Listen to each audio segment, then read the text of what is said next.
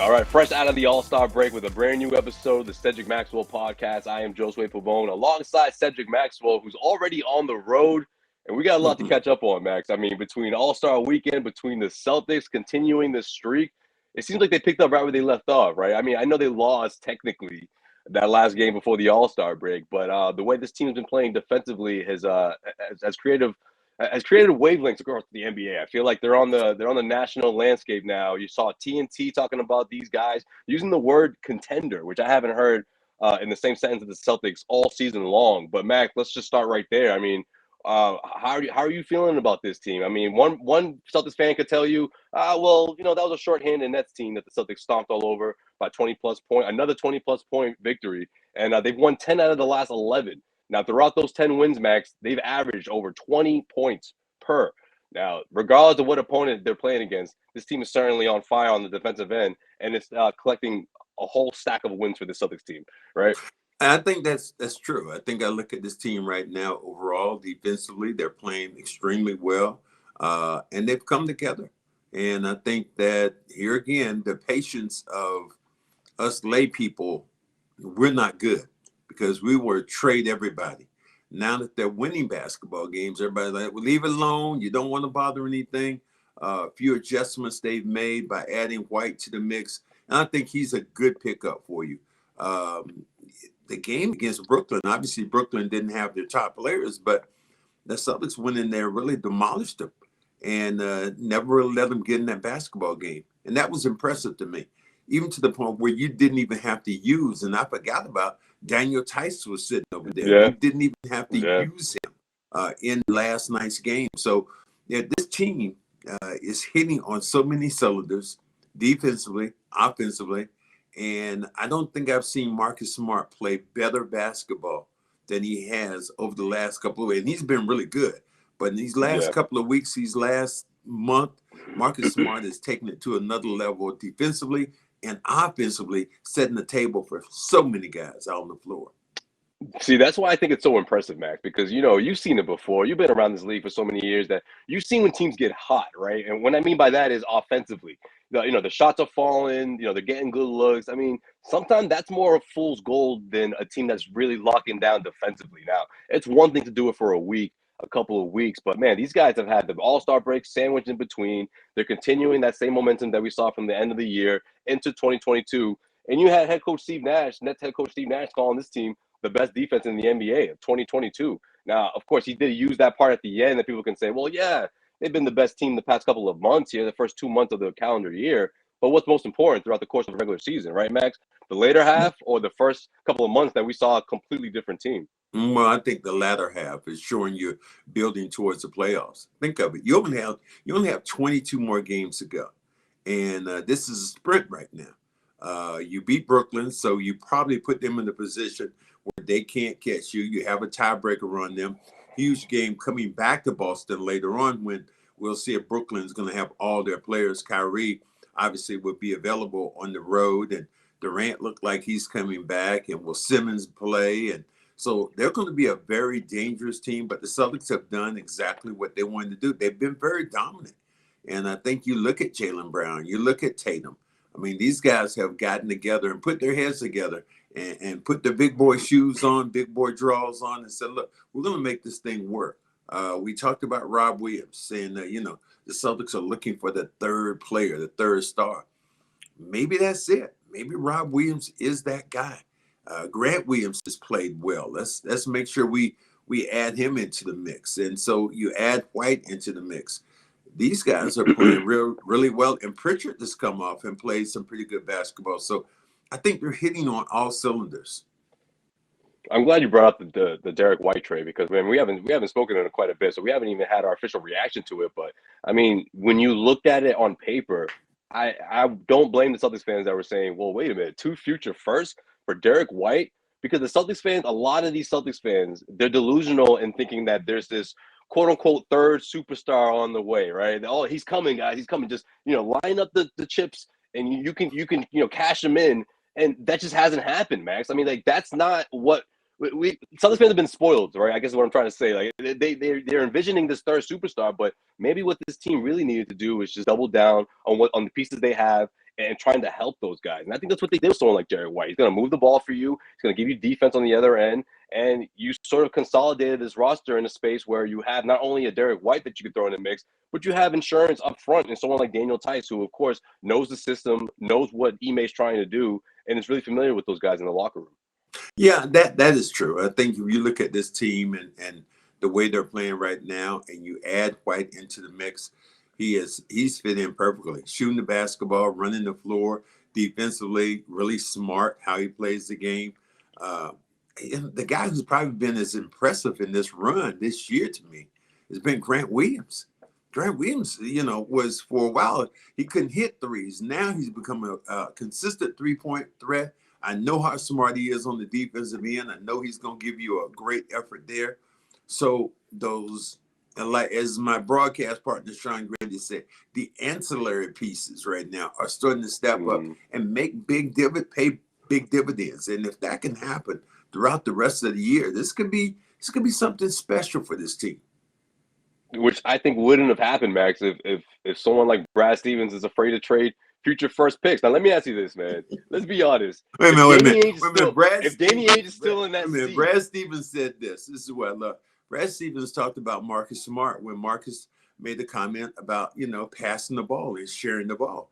And it was said that Brad Stevens said, I wish he hadn't said it out loud. Well, no, it needed to be said out loud. So it puts some more onus, puts some more pressure on the guys out there to kind of get in gear and put their chips into the table. And Brown and Tatum have done a great job. One thing they've done really well, Josue, I think, is this: the fact that they addressed the elephant in the room. Everybody said, well, they cannot play together. And, you need to move them on. I was even a guy right now. So how do you play Brown and Tatum together? Well, right now they've shut up everybody. They're passing the ball brilliantly. They're defending the basketball really well. And I think Tatum is growing up maybe even more than we've seen, because he will let Brown essentially kind of run the offense for the first quarter and not necessarily panic about, well, I haven't gotten a shot in 5 minutes or 6 minutes. And that means he's growing as a player. The great ones do that.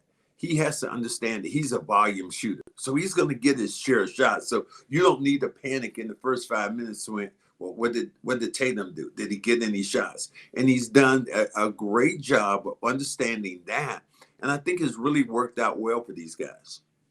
I just always thought that Marcus was going to be a scapegoat, regardless of how this team did. You know what I mean? Like, we knew this team's they weren't going to just come out the gate swinging. And we knew that Marcus would be the first name mentioned as, well, that's what happens when you give the keys to Marcus. You need a real point guard. You need a real point. Like, we never gave the guy a chance. I mean, the first 10, 15 games into the season, people hated it. They hated him at that point. Now they're singing a different tune, Well, I think in some ways they are, in some ways they aren't. I was in Charlotte during All-Star weekend, and I happened to be getting ready to get on the plane coming back to Boston. And there was only one flight with JetBlue coming back to Boston.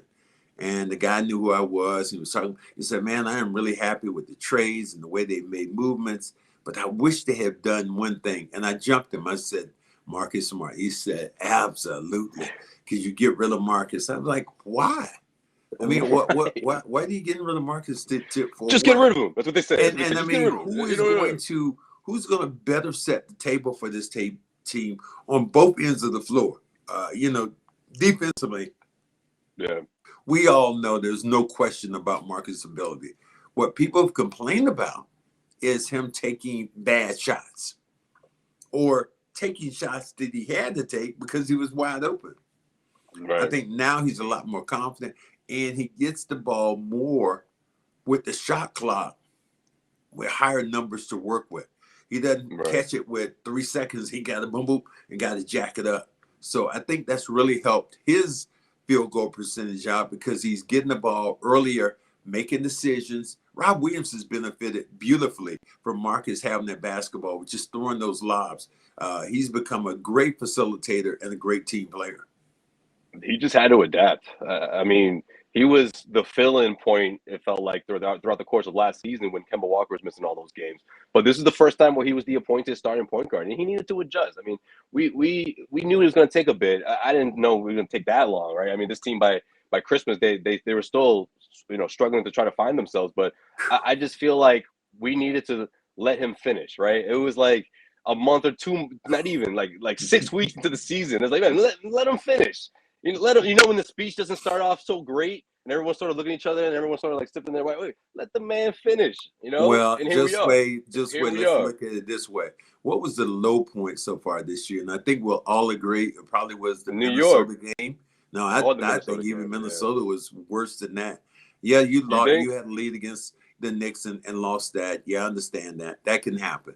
But the way they played Minnesota was a dead man walking team at that time. None of their starting five were playing in that game. The seven weren't playing. These were guys who essentially were pickup guys. And that team really just can't out-hustle the Celtics, beat them in every single way. They just wanted it more. Yeah, and from then on, this has been a different looking team when I talk about their effort on the defensive end. That is when they're going to win and they're going to lose their share of games. They're rotating properly. They're really rotating great now. I mean, you don't see as many open shots because the rotations have been so good and so tight. I just think what Brad Stevens did at the trade deadline is gonna be something that we look back on and saying, like, man, that was an underrated move at the time. Not just the trade of Derek White, but just reshaping the roster to a space where everyone sort of knows, okay, this is the group, this is the core. Sure, you have some other ancillary pieces that are right at the end of the bench, but everyone in that core, everyone in that rotation has been there since day one. And I think there's a lot of relevance in that because it sort of gives everyone a sense of belonging, right? And then the All-Star break happens, and then you regroup. And I love the way Ime put it. It was sort of like another camp, like a pre-camp. Like, hey, listen, guys, this is like another training camp. We're gonna keep doing what we were doing, before the All-Star break. But I want y'all to, dumb down on that. Let's take it up another notch. And I thought that's what we saw against the Brooklyn Nets. Again, it's a short-handed team, but the philosophy and the approach, it's all there. And again, that sort of approach on the defensive end of the floor, in my opinion, it resonates better for a team that's surging the way the Celtics are than it would if it were happening on the offensive end. If it was just you could chalk it up as to, oh man, yeah, they're just wide open, or oh man, their opponent wasn't defending them. No, these guys are playing defense regardless of who's on the other side. Yeah, and there's a lot to say about that. There's a lot to say about that. Well, that is the true measure of a team. A team, there are nights when you can't throw it in the ocean, and we've seen the Celtics do that. But consistency on the defensive end, that's the biggest thing, because the consistency on the defensive end is all about effort. And a team should never give more effort than you. So I'm marveling right now as I'm watching this team connect so well defensively. Al Horford blocking shots, Rob Williams blocking shots, Grant Williams defending the ball really well. And you see Tatum and Brown start defending their position. And when they defend their position, when your two best players defend their position, everything else kind of goes downhill and everybody else picks up the tempo and the pace.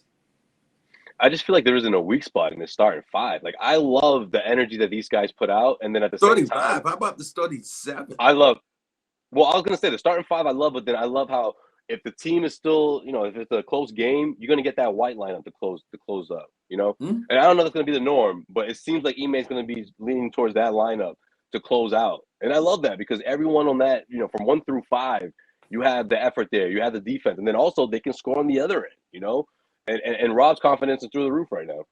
Rob's confidence is through the roof. The only thing I have not seen from him is developing more of a skill set around the rim with making little moves around the basket. What they're using him for right now is lobs and dunks. And it's really worked out well for him. But I think there's going to be a little bit sometimes when he gets the ball from about 10 feet away, if he could back his man in, get a little jump hook, spin move or something like that to add to his arsenal. Sat Sanders said that to me. He coached me, and he's a Hall of Famer now. But he was my coach for a while, and he said, Max, I've always wanted you, when you were playing, I wanted you to go out there and develop an 18, 19 footer because you have a great stroke. And I was my smart ass going, Satch, why? They can't guard me from 5 feet away. Why am I going out to 18 feet away? But I want Rob Williams to be a little bit more consistent in what he's able to do offensively, because we'll see him at the free throw line now, and he doesn't even look at the basket. Yeah. I mean, he is looking to list right. He's looking right or left, and he's just trying to give that basketball up. So I would love to see him do a little bit more of that. But so far, as you said, what are the weaknesses right now for this team? No clue. I mean, the second unit, I mean, honestly, this can go for most teams, but one injury could really do this team in, because that core, I mean, this is it. This is the 8-man rotation. And like you mentioned, Daniel Tice sort of being that guy if someone's a foul trouble to jump in there. But, for the most part, this is it. Peyton Pritchard sort of rounding out that rotation. And I don't hate it. I don't hate it, Max. Again, I think it bodes well with this team's philosophy. Watch the way they're playing and the confidence that they're building in every game. And it doesn't matter who they're playing. Okay, we said, that Philadelphia game, that's going to be a big test for the Celtics. Going into Philly against Joel Embiid, obviously they didn't have one of their main players, but Joel Embiid and his crew, and you have those guys down by 50 in their building, and then you come back against Brooklyn, obviously not having their core, but you got them down by 25, 26, maybe 30. The Celtics have been, in the last couple of weeks, have been beating teams up outside of the game of playing Detroit, the last game before the All-Star, which could have been a trap game. The fact you did not have Marcus, the leader of your defense, and you didn't have the anchor of your defense, Rob Williams. Yeah. I think those two guys would have changed the tenor of what the Celtics did in those last couple of moments of a game, and probably would have won it for them. I know, Max, you didn't see the TNT broadcast, but, man, Stan Van Gundy loves himself some Boston Celtics, man. This dude's gushing the entire game, how great the defense is. I'm like, man, does this dude watch every game? Because he was talking about things that only, like, you and I would really, hone in on. But he used the word contender, Max. And I was a little bit beside myself, because I haven't heard any national head, talking about the Celtics and using the word contender next to it. Is this something seem like contender? Like, this is when you grab your cup and you do like this. Slow your roll, boss. Slow your damn roll. Championships. Am I right? And, Am I right? Okay. Championships. Right. I mean, really, this is what we're talking about now. When last week a month ago we're talking about trade this person and trade that person, but I'm like, damn, Van Gundy. True to his nature, you got money on the Celtics? Stevens has put together a pretty good system, and these guys are on a pretty good roll. And like I said, now I don't even like to jump forward, but you got a Detroit team, which is you should be able to go in and win that game here. You got Indiana, who is struggling, and then you got Atlanta, who you just beat. They're coming back here, but that big game is coming in when you have Brooklyn on a Sunday. So you got some huge games, and if Celtics can stay on the roll, I mean, you're not that far away from first place. Where they're at. That's now. The thing about the East. You can see first place from where the Celtics are now. Yeah, I should have led with that. I forgot to tell the people, man. Max is in the hotel room in Detroit right now. Staying away from the snowstorm, but there ain't a whole lot to do out there in Detroit, I guess, right, Max? I was like, what's the plan for tonight? You was like, nothing, man. Nothing. Bro, when you called me, you talking about, let's do a podcast today. I was like, what else am I going to do? Last night, we got to hear about 2 o'clock in the morning. I know some of you go, woe is Max on your private plane coming in here, but we normally land. You poor thing. Yeah, give you guys a taste of it is normally we land on these maybe sometimes in the inner city, in the city or city airports, but this time we're out in Birmingham, Michigan, and it's outside, and there's another private runway that we go to, which is about 20 miles away from Detroit International Airport. Well, we land last night at 2 a.m, and man, we're in an ice storm. And when you come off the plane, there's no jet bridge. What you have is you have steps. You have about 25 steps, and they were iced up last night. And man, I'm coming down like Grandpa Jones, man, just slowly easing, coming down with street shoes on, my hands on the rail, man. How many people did you hold up? How many people did you hold up? All I could see was my feet just going, whoo, and me just shooting up in the air and, coming down them steps, boom, boom, boom, boom, You boom, know, boom, boom. I was like, oh God, please. And I held on. So but that's the transition that this team goes through, being in these places with the weather. And I'm sure, people don't feel sad for us at all, but I'm just giving you a snippet. We got in at 2 a.m. and by the time we got here to the hotel, it was about 3:30 in the morning. Get your bags. So it was almost time to order breakfast by the time everything settled. Yeah, Max, you just reminded me, man. You remember that one time I saw you fall? The what? That one time, the only time I've ever seen you fall. You don't remember? Oh, was I in the press room? Yes, yo. So Max was walking, minding his business. This is like halftime, getting our snacks and everything. And I swear, I think this would happen one day, but I didn't think this is gonna be that time. They always had, I think they still have it, this long tablecloth that's way too long.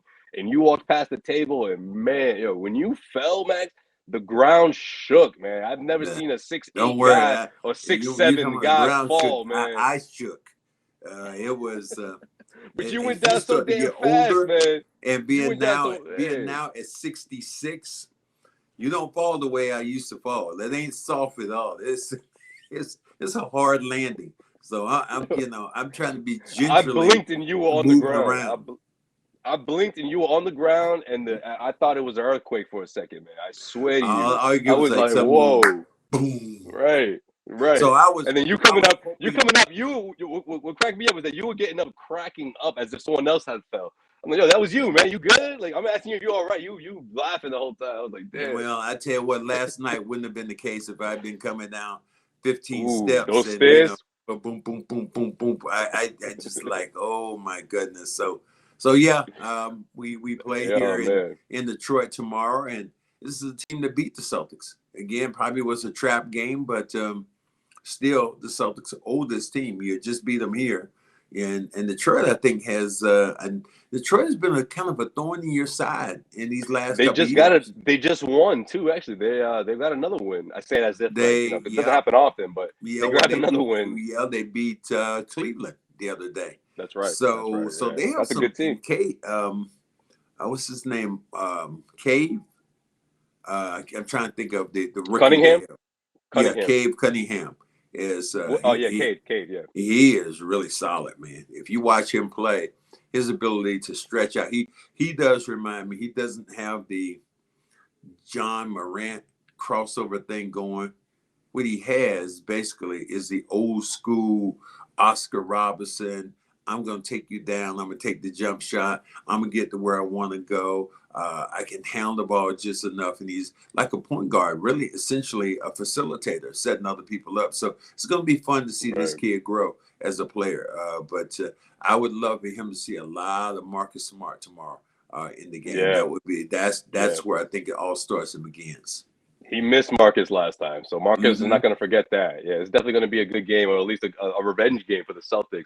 Even though it is a matinee, we'll see how they do with the early start. But before we get out of here, Max, we got to talk about All-Star Weekend, man. To see all the greats out there, obviously they aren't the do we have to? NBA players. I mean, yeah, we do, because you of all people, Max, you have been advocating to see the Celtics Big Three back together ever since Ray Allen left for Miami.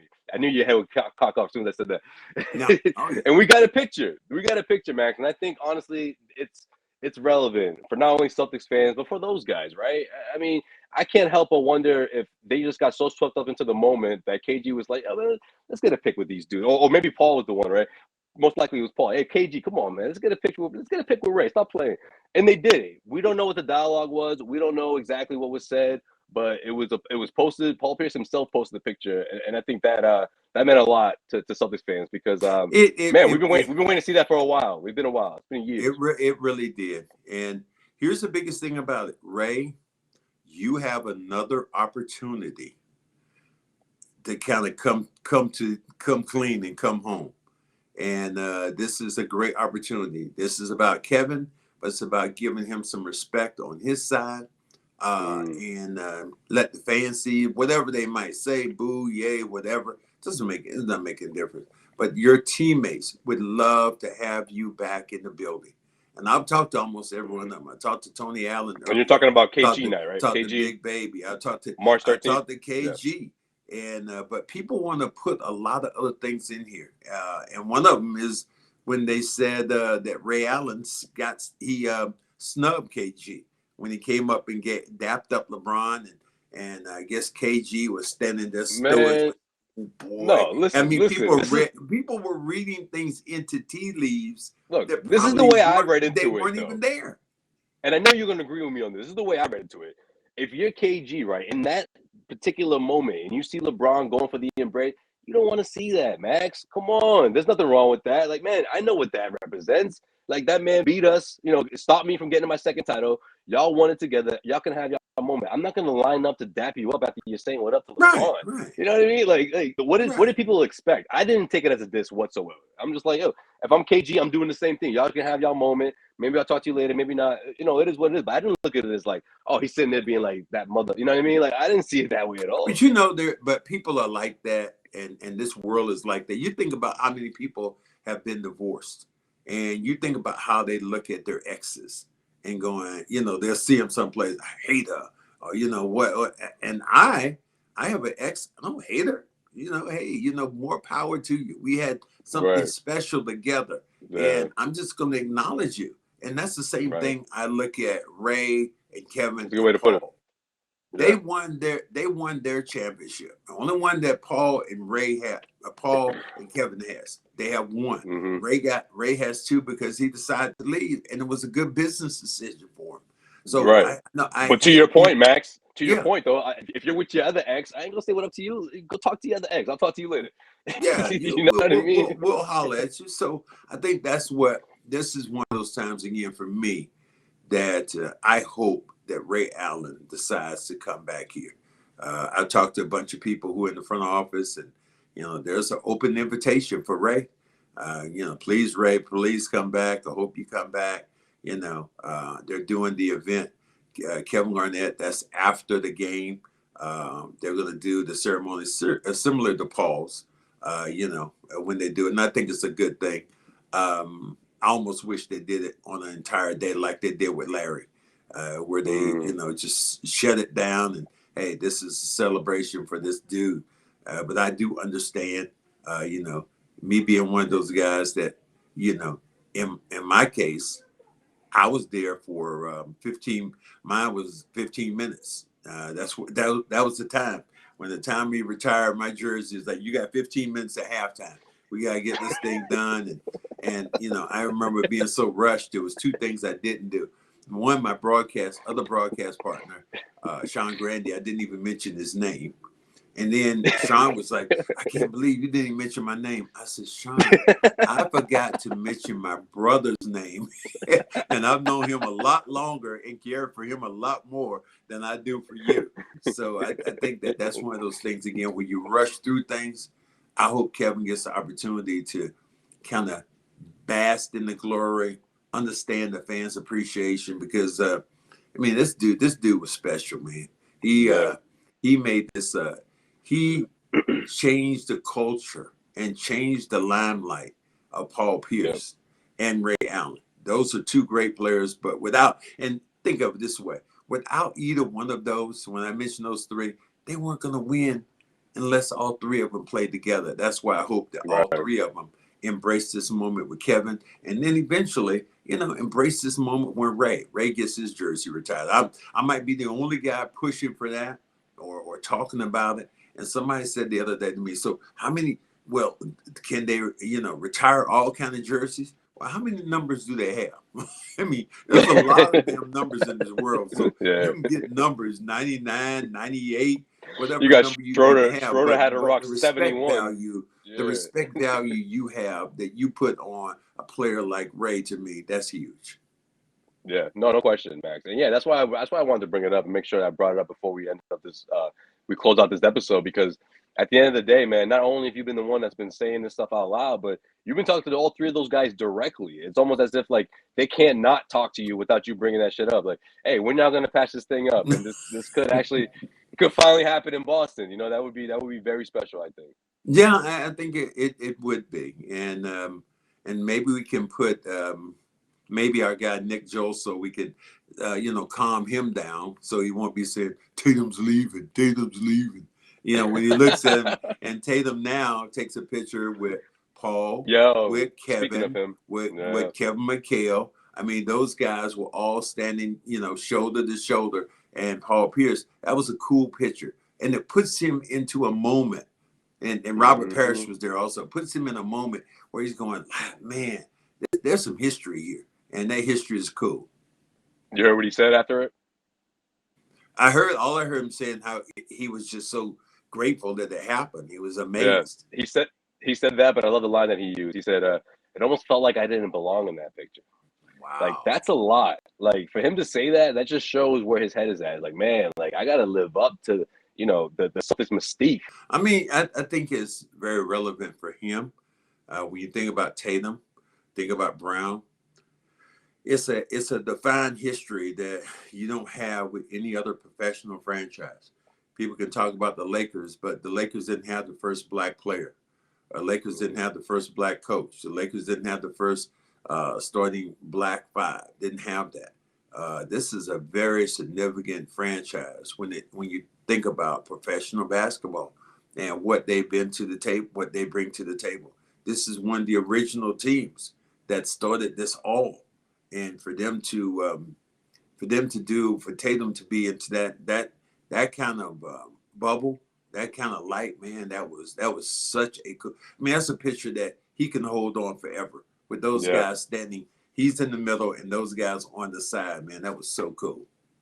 I just think it's another sign of him maturing, you know, when he said that, you know, for him to say that I almost don't belong in this picture. It's almost like, well, take that with you, take that energy with you and let it drive you into being into a championship, you know, conversation. Because that's what we really want to see this team at the end of the day. I know we talked about this team being a contender and how the national media is sort of putting on them on that pedestal, but we haven't seen it quite yet, right? We haven't been comfortable enough to call this team a championship team yet.